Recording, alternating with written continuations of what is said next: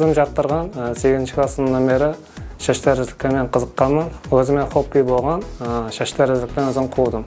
Әмді қазіргі уақытта жақсы нәтижелерге ерістім деп айта аламын. Бұл кәсіпті мен 2025 жыл ноябрь айынан анық жолға кірдім. Қолайлыққа жаратылған кредитлерді алып, өзіме керекті аспап үскенелерімді толықтырып алдым. Әмді Қалыңгөл районында өзіме ұнаған жерден арендаға алып жұмыс істеп жатырмын. Мен нәтижелерім мемлекетімізде жаратылған Қарақалпақ мемлекеттік моно оқу орайларында оқыдым. Ол жерден сертификаттар алдым.